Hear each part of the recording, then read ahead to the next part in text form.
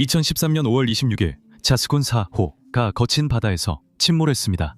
엘벡 투칸 지원선에 있던 포화 잠수팀이 탑승해 있던 12명의 선원 시신을 수습하기 위해 호출되었습니다. 그들이 몰랐던 사실은 한 남자가 수면 아래 100피트에 잠긴 선박 안에 에어포켓에 갇혀 살아남았다는 것입니다.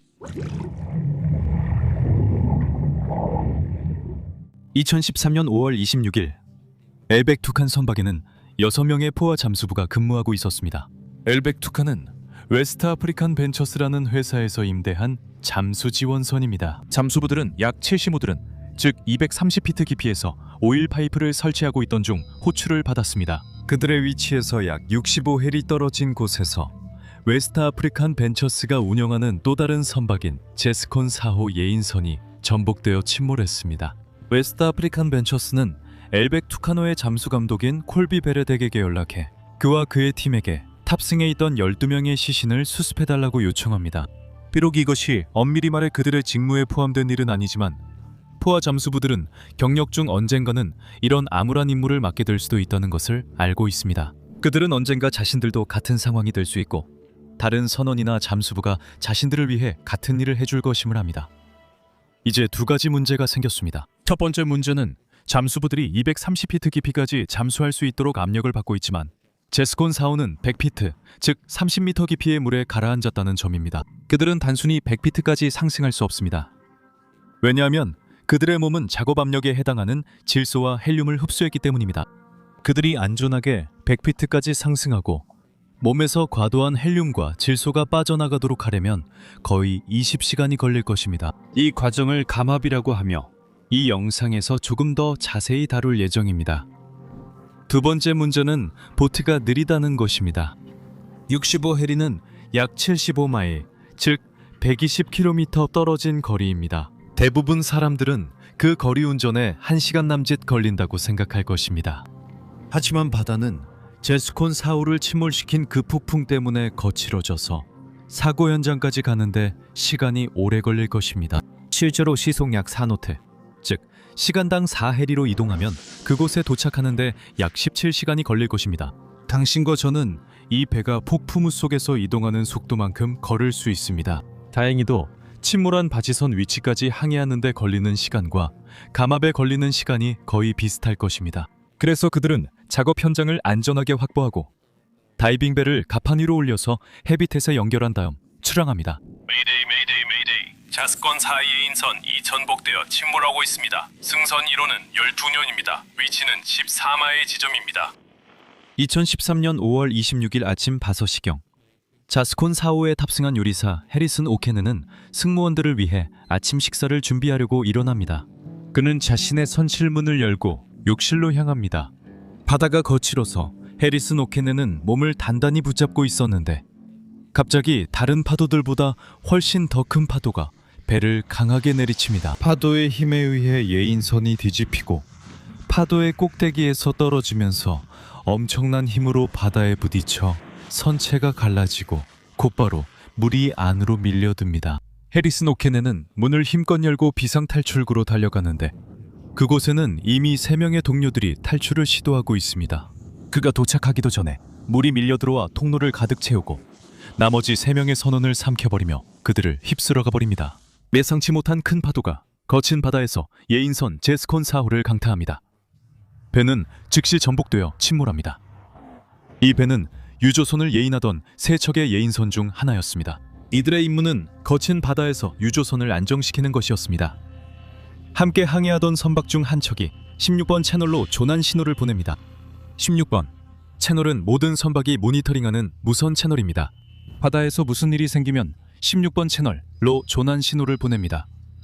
모든 선박이 같은 채널을 듣고 있기 때문에 당신의 구조 요청을 받을 수 있습니다.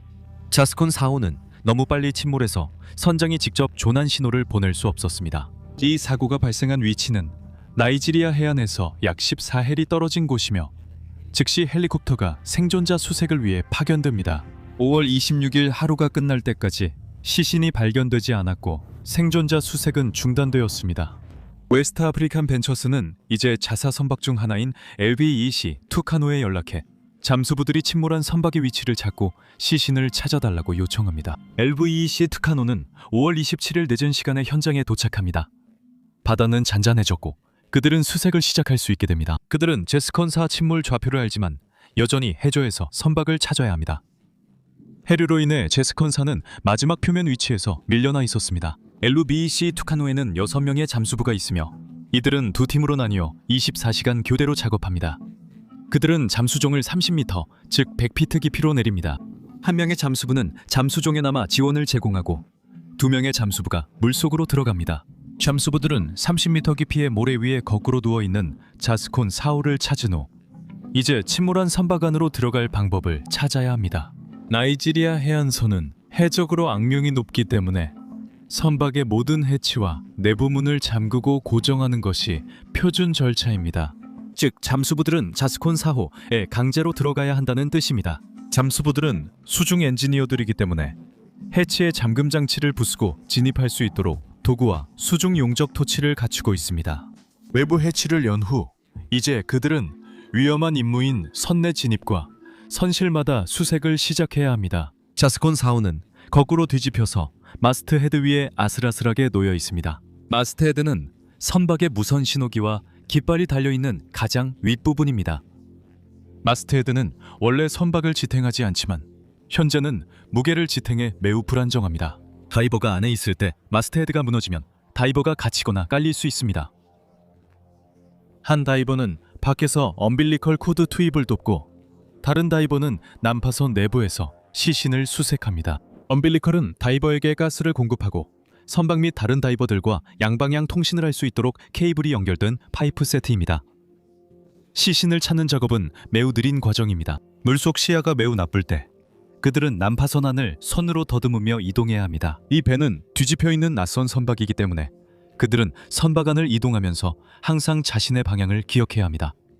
그들은 1시간 또 1시간 지치지 않고 계속 작업합니다. 비록 시신을 발견할 것이라고 예상하고 있지만 탁한 물속에서 떠다니는 시신과 마주치는 것은 여전히 등골이 오싹해지는 경험입니다. 5월 28일 오후 배가 침몰한 지 이틀이 지난 시점에 잠수팀은 시신 4구를 수습했습니다. 잠수감독 콜비 베렛은 남아프리카 공화국 출신 잠수팀을 이끕니다.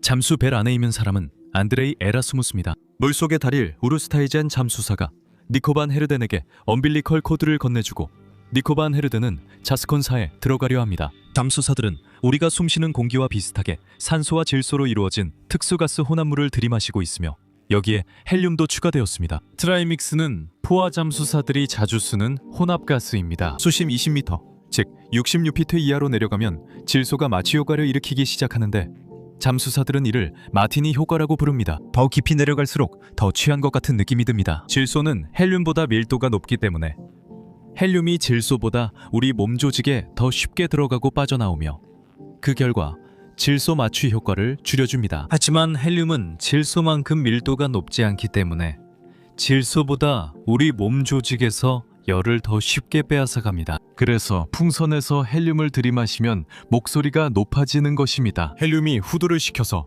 목소리의 높이가 변하게 되고 그래서 이런 잠수부들은 다람쥐처럼 들리는 겁니다. 잘안는다. 우린 잘안고 있어.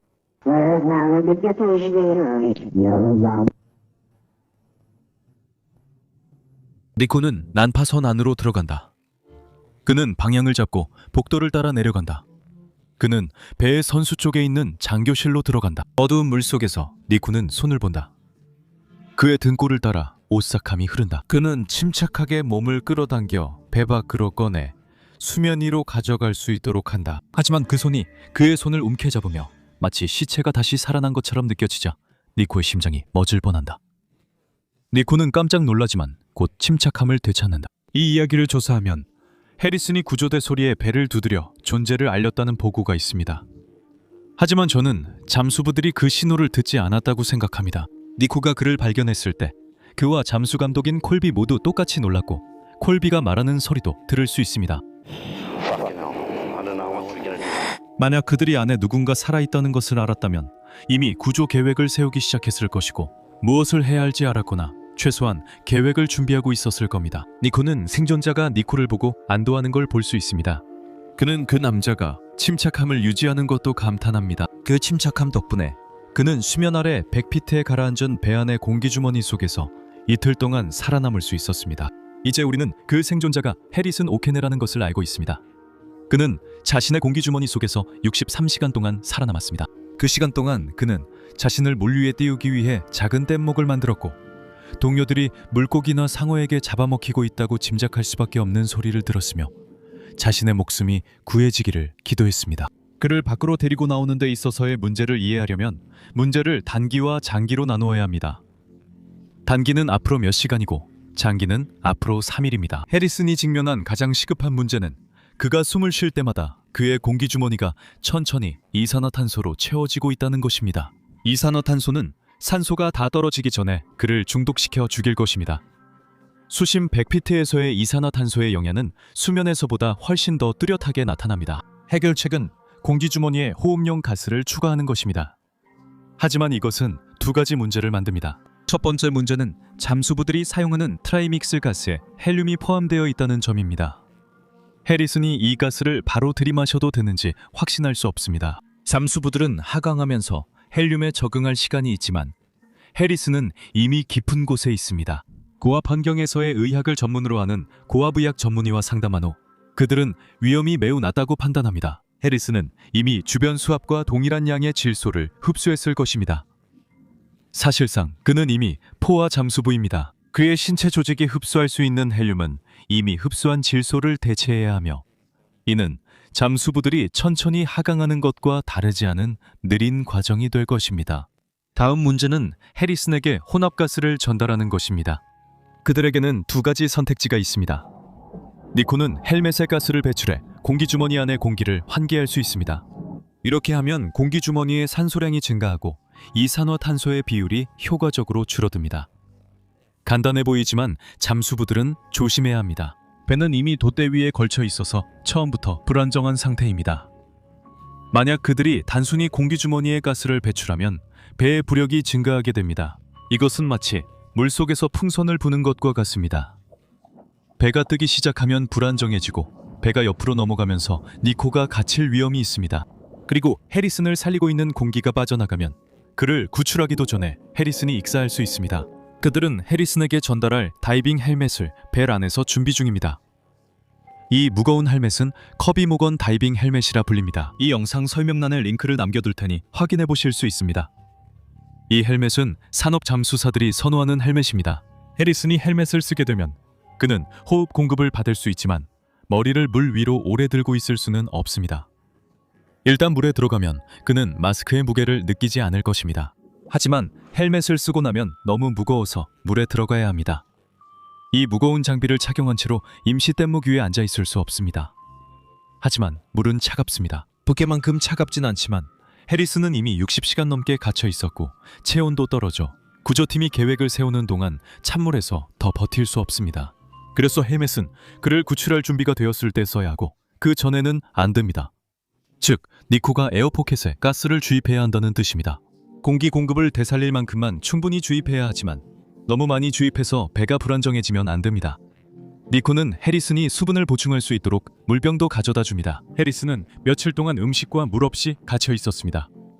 더 장기적인 문제는 그를 단순히 수면 위로 데려올 수 없다는 점입니다. 해리슨은 100피트 깊이의 공기주머니에 압력을 받으며 갇혀 있었습니다. 그가 있는 깊이는 수면보다 4배나 더 많은 압력이 가해진다는 뜻입니다. 잠수를 하면서 압축 공기를 들이마시면 그 공기 속의 질소도 압축됩니다. 압축된 질소는 몸에 흡수됩니다. 우리 모두의 몸에는 질소가 있습니다. 그건 정상입니다. 하지만 잠수를 하면 몸이 더 많은 질소를 흡수하게 됩니다. 레크리에이션 다이버는 질소를 적게 흡수해 감압이 필요 없습니다. 포화 잠수부들은 몸 안의 압력이 자신이 있는 깊이의 압력과 같아질 때까지 질소를 흡수합니다. 그들의 몸은 포화 상태가 됩니다. 제가 질소라고 말하고 있지만 이 목적에서는 질소와 헬륨이 같은 방식으로 작용합니다. 해리슨이 이틀 넘게 압력하에 있었기 때문에 그의 몸은 질소로 포화되어 있습니다. 그리고 그가 바로 수면으로 올라가면 그는 감압병, 즉 벤즈라고도 불리는 질병에 걸릴 것입니다. 그 말은 그가 천천히 올라와서 3일 동안 감압을 해야 한다는 뜻입니다. 그리고 그것이 바로 고압의학 전문의가 제안하는 방법입니다. 해리슨에게 포화 잠수팀과 다이브벨이 이 구조 작업을 하고 있다는 것은 정말 행운입니다. 만약 그가 일반 스쿠버 시스템을 사용하는 잠수부들에게 발견됐다면 수면에 도달했을 때는 이미 죽었을 것입니다. 구조가 가능한 유일한 이유는 엘웨크2 캔의 다이브벨과 포화 잠수용 거주실가 있기 때문입니다. 니코는 해리슨이 커비 모건 다이브 헬멧을 쓰는 것을 도와줍니다. 그 후 니코는 해리슨을 제이스콘포의 통로를 통해 이동시킵니다. 거기서 니코와 데릴은 그를 다이브 벨트로 데려갑니다. 다이브 벨은 동일한 압력을 유지하기 위해 밀봉되고 해리슨은 LWAK2 캔의 가판으로 옮겨져 앞으로 3일 동안 감압 챔버에서 머물게 됩니다. 다음 3일 동안 니코는 그의 곁을 지킵니다.